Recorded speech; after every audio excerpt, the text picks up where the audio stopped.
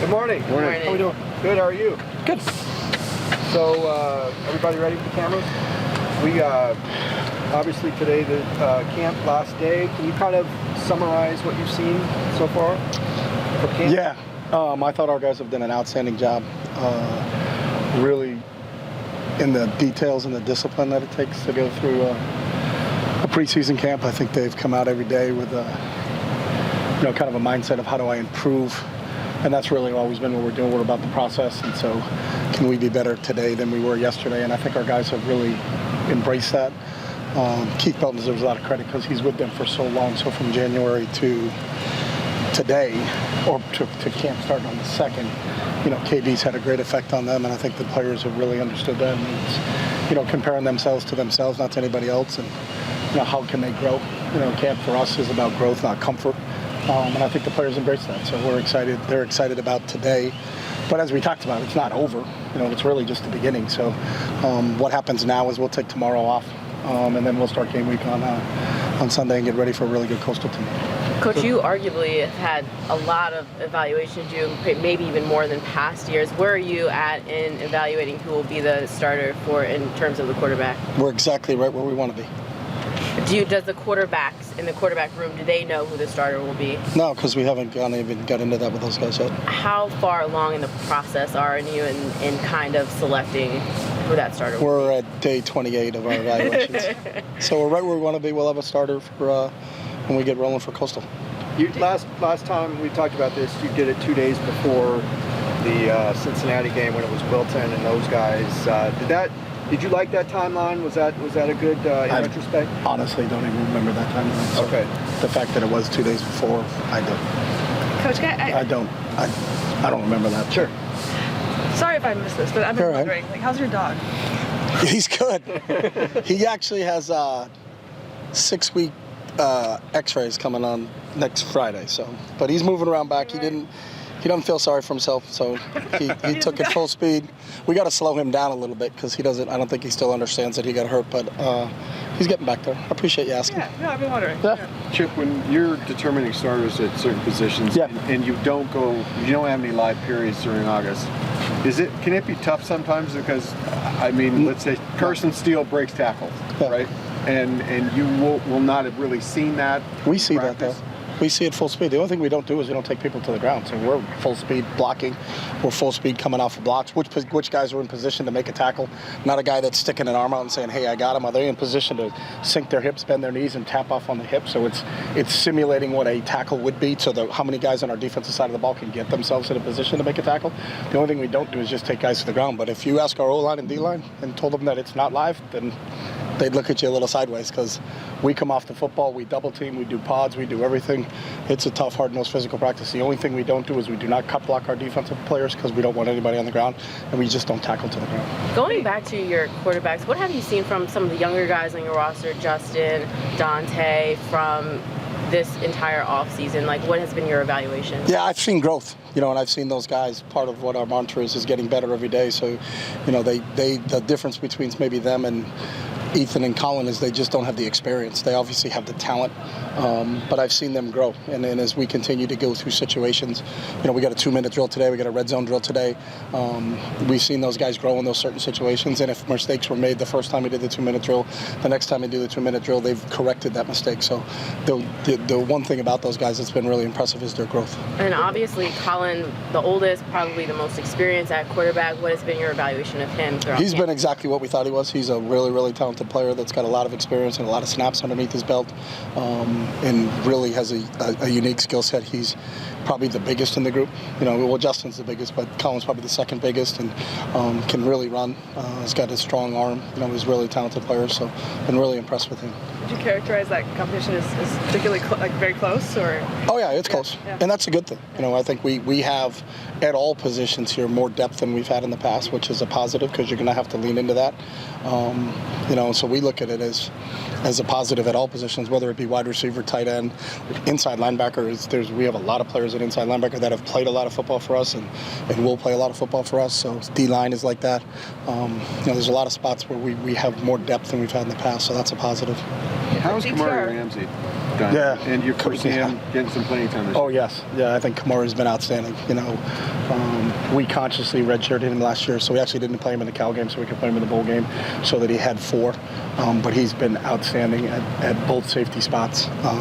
And you'll see a lot of Kamari. I think he's got a very, very, very bright future here. DTR has earned himself a backup spot in Cleveland. He has? Yeah, apparently. Did they do that they yet? It I looks thought like cuts it. were next Tuesday. I don't know if it Well, was didn't they officially trade- named, but didn't they it trade- looks they traded the him, guy- so it looks like he's, Who did they he's trade? in line. Who did they trade? Dobbs. Yeah. Dobbs. Josh? Yeah. Is Kellen Mount still there? They cut him. They cut him? So they got looking 2? like- Ipso. The only thing I love, Dorian, I will just share with this, is no position is safe.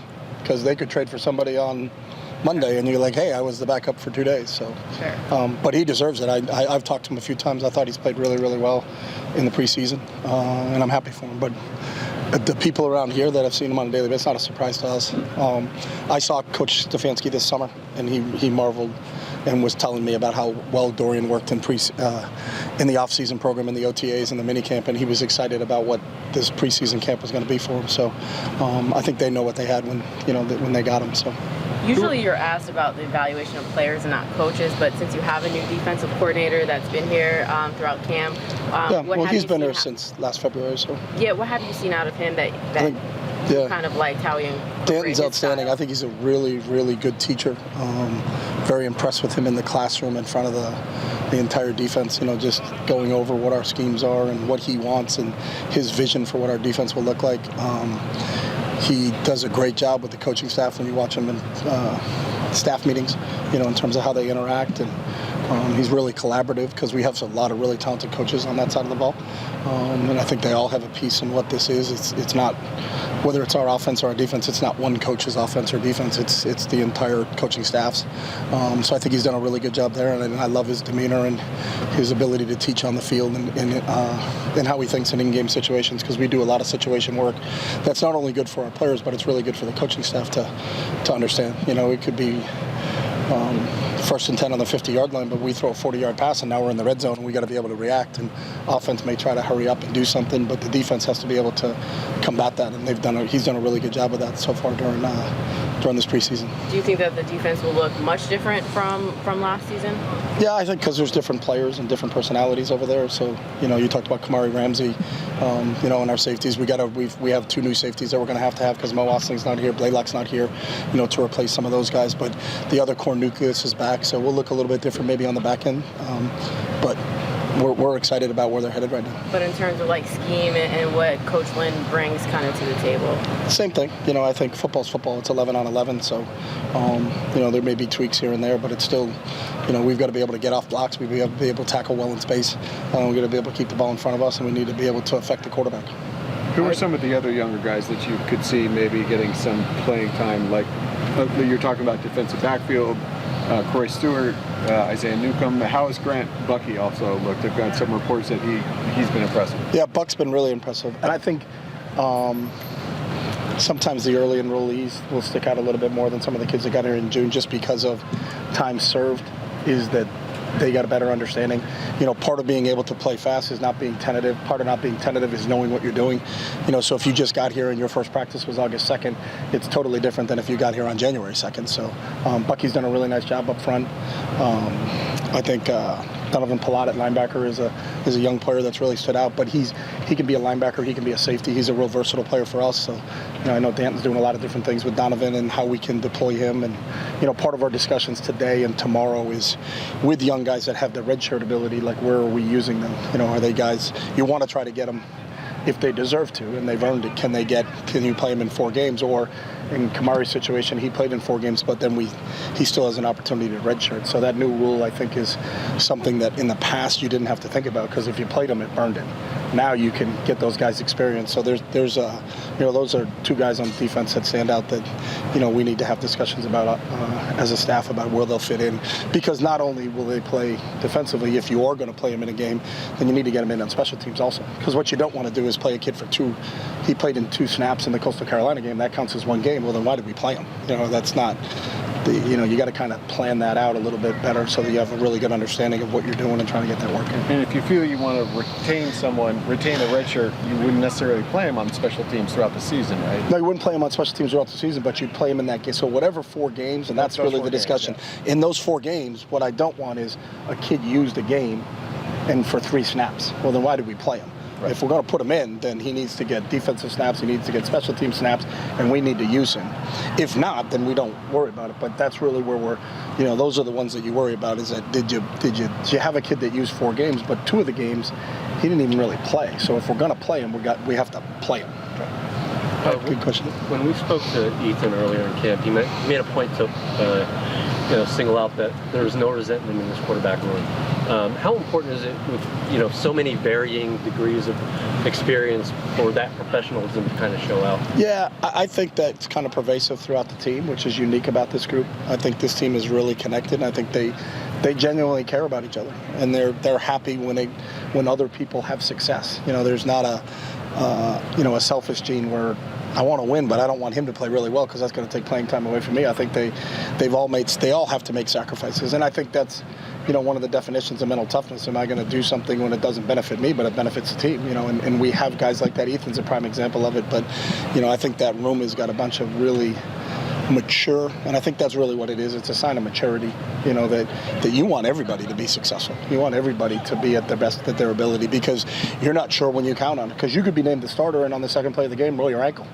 Well, you better hope that number 2 and number 3 and number 4 are ready to go play in a game, because you want the team to win. So it's, I think it's more of having a selfless attitude than a selfish attitude, and I don't see many selfish players on this team, which is a real good thing.